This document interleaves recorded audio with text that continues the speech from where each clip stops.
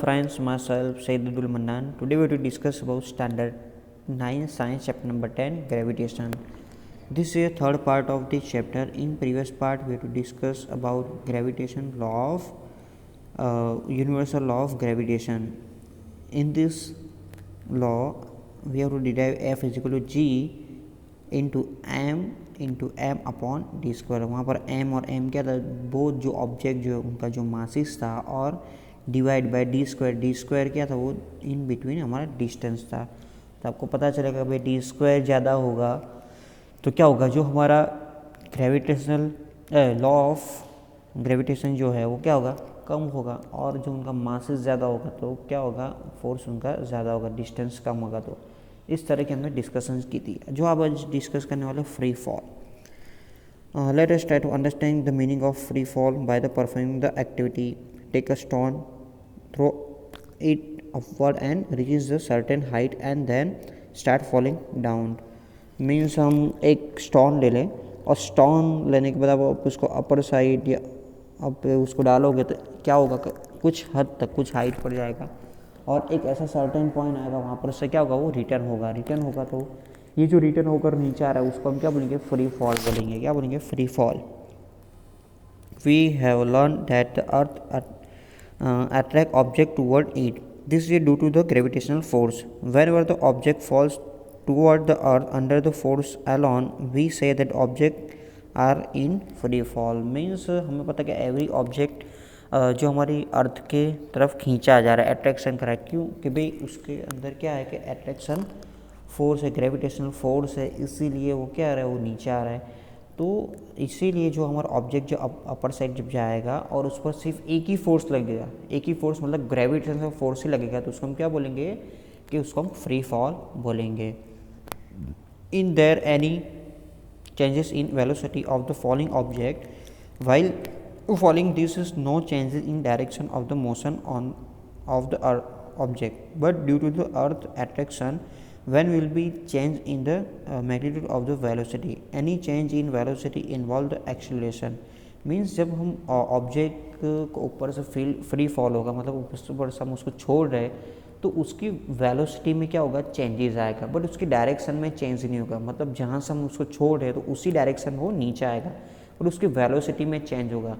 तो क्यों वेलोसिटी में क्यों चेंज हो रहा है, कि अभी हम आगे देखने वाले कि जिससे कि भाई हमारे अर्थ के ऊपर काफ़ी सारे जो डस्ट पार्टिकल्स है, काफ़ी सारे एयर के अंदर जो उसको रुकावट ला रहे हैं, इसीलिए वो क्या हो रहा है कि वो वेलोसिटी में चेंजेस हो रहा है. अब वेलोसिटी में चेंजेस होगा तो उसको हम क्या बोलेंगे, एक्सेलरेशन बोलेंगे. मतलब उसके अंदर एक्सेलरेशन प्रोवाइड होगा. whenever an object falls toward the earth, the acceleration is involved. This acceleration due to the earth gravitational force. ये क्यों हो रहा है कि भाई ग्रेविटेशनल फोर्स के लिए, क्योंकि ग्रेविटेशनल फोर्स क्या कर रहा है, उसको अट्रैक्ट कर रहा है, इसीलिए वो फास्टली अट्रैक्ट कर रहा है, तो मतलब उसके वेलोसिटी में चेंजेस आ रहा है, इसलिए हम उसको क्या बोलेंगे, gravitational acceleration force. In denoted by g, उसको हम क्या बोलेंगे, जी से डिनोटेट करेंगे. जैसे एक्सेलरेशन, नॉर्मली एक्सेलरेशन जो है उसको हम क्या ए से डिनोटेट करते हैं, बट ये एक्सेलरेशन ड्यू टू ग्रेविटी है, इसलिए उसको हम क्या करेंगे, जी से हम डिनोटेट करेंगे. The unit of g is the same as acceleration, that is metre per second square.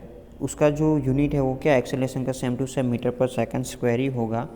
We know that the second law of the motion, the force is product of mass and accelerations. जो हमारा second जो law है, जो हमारा क्या, mass and acceleration. let us try to let us the mass of the stone is activity 10.2 v m. already know that where the acceleration involved in falling object with due to the gravitational force and that denoted by g. Therefore, the magnitude of gravitational force is F will be equal to the product of mass and acceleration due to gravitational force.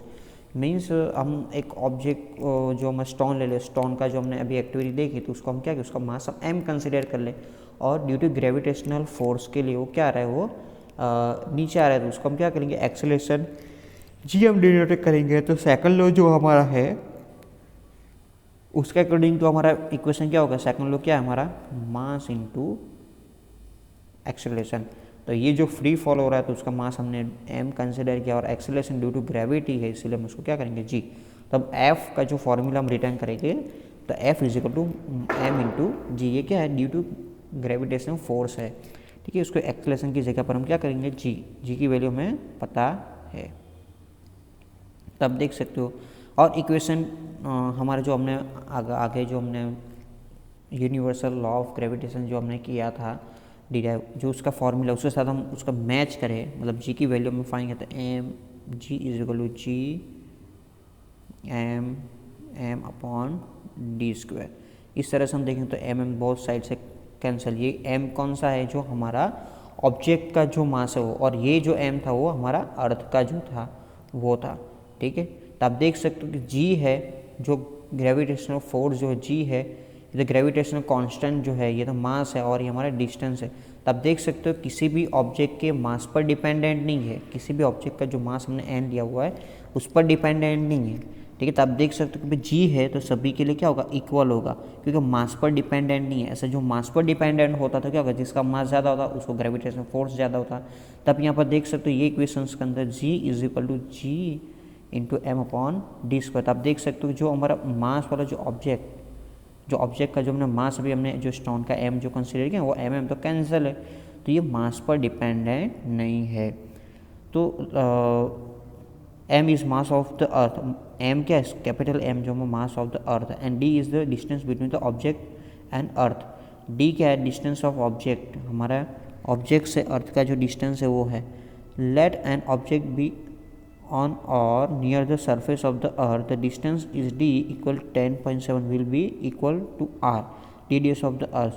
Thus for the object is near to the surface of the earth. For example आप सोचो कि भाई काफ़ी सारा near है जो हमारा object का जो डिस्टेंस है, अब सोचो कि भाई अर्थ की सरफेस और ऑब्जेक्ट भी यहाँ पर ही है, एकदम करीब ही है, मतलब जुड़ा हुआ ही है। तो ये जो हमारा डिस्टेंस जो है, हम अर्थ की जो रेडियस होगा, ये अर्थ है उसका जो रेडियस है उसके बराबर हम ले सकते हैं। तो यहाँ पर आप रिटर्न करो तो इस तरह से होगा कि m g is equal to G into M cross m upon are square. हमने क्या लिया, ये जो डिस्टेंस है उसको हमने अर्थ का जो रेडियस है उसके मुताबिक लिया, तो आर ले लिया, दोनों साइड से एम तो कट हो गया, g is equal to G M upon are square. आप देख सकते हो कि ये जो जी है, जो ग्रेविटेशनल फोर्स वाला जो जी है वो क्या है, मास पर डिपेंडेंट नहीं है, ऑब्जेक्ट का मास पर डिपेंडेंट नहीं। तो आप देख सकते हो कि भाई सभी पर क्या होगा, सेम टू सेम होगा। बट आप देख सकते हो कि भाई काम जो ऑब्जेक्ट है कि भाई इक्वेटर पर होगा तो उसका जो डिस्टेंस है, क्योंकि हमारा जो अर्थ है वो क्या पूरी राउंडेड नहीं है, थोड़ी बहुत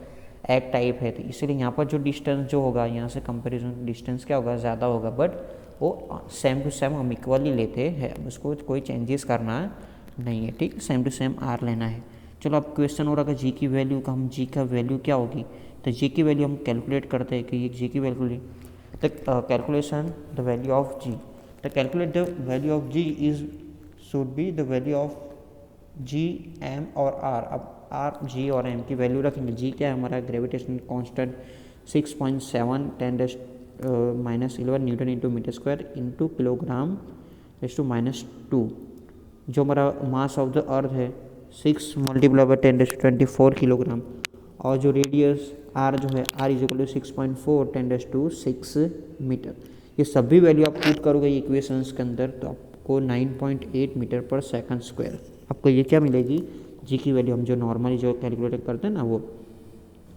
तो value of acceleration due to gravity of the earth g is equal to 9.8 metre per second square. ये आपको तीन वैल्यू ध्यान रखना है आपको exam point of view, this is a very most important. इसीलिए हम क्या करते हैं, एक्सेलरेशन ड्यू टू ग्रेविटी जो हमारा जी है वो हमारा इक्वल लेते हैं 9.8 मीटर पर सेकंड स्क्वायर।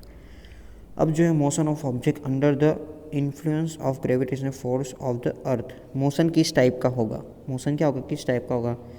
तो उसके अकॉर्डिंग टू जो हम एक्टिविटी ले रहे हैं कि भाई हम सॉलिड पार्टिकल्स ले लें, बिग और स्मॉल, हॉलो हो या सॉलिड हो या बिग हो या स्मॉल हो, हम सभी को सेम हाइट से हम उसको क्या करते हैं, फॉल करते हैं, सेम हाइट से क्या करेंगे, फॉल करेंगे। तब फॉर एग्जांपल आपके पास स्टोन है और पेपर है, तब दोनों को आप क्या करोगे, दोनों को जब सेम हाइट से उसको फॉल करोगे तो क्या होगा कि भाई आपको पता है कि भाई स्टोन जल्दी से नीचे आएगा, पेपर जो है थोड़ा दूर से नीचे आएगा।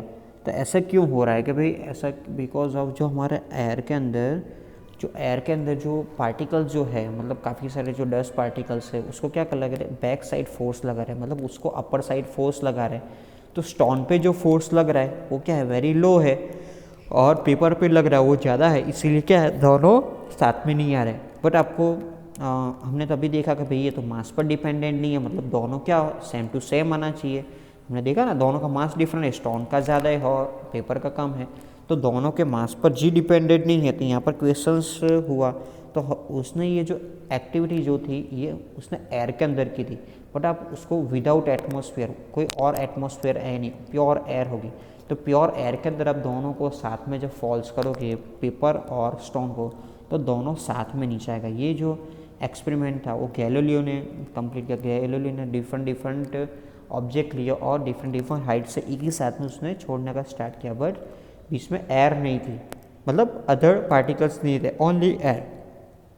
ओनली जब एयर होगी तो क्या होगी, वो कंपलसरी क्या होगा कि दोनों साथ में नीचे गए। ये जो एक्सपेरिमेंट किया था गैलीलियो ने, तो आपको पता चला कि भाई जो ग्रेविटेशन कांस्टेंट जो जी है वो क्या है, सभी के लिए हमारा कांस्टेंट है, जी हमारा क्या है कांस्टेंट है। इसके अकॉर्डिंग तो हम इक्वेशन ऑफ मोशन रिटर्न कर सकते हैं कि वी आपको रिटर्न करना था v is equal to u plus a t, जो हमारा फर्स्ट आता है। ए की जगह पर हम क्या करेंगे जी रिटर्न करेंगे, क्या करेंगे जी return. S is equal to U T plus 1/2 A T square, A की जगह पर हमें क्या रिप्लेस करना है जी रिटर्न करना है। V square is equal to u square plus 2as, a s है मतलब 2gs, हम इस तरह से हम कर सकते हैं। तो आप इस तरह से हमारा न्यू इक्वेशंस भी रेडी कर सकते हैं। यू क्या है हमारा इनिशियल और फाइनल वेलोसिटी है, एस हमारा क्या डिस्टेंस है, और टी क्या है हमारा टाइम, और जी क्या है हमारा एक्सेलरेशन ड्यू टू ग्रेविटी। के इस तरह से हम इक्वेशन ऑफ मोशन भी उस पर हम अप्लाई कर सकते हैं। अब जो नेक्स्ट है इसके अकॉर्डिंग टू जो हमारे एग्जाम्पल्स है वो हम नेक्स्ट वीडियो में डिस्कस करेंगे। आई होप आप लोग को अंडरस्टैंड आएगा। If any doubt if any query तो आप कमेंट्स में डाल सकते हो। Thank you, have a nice day.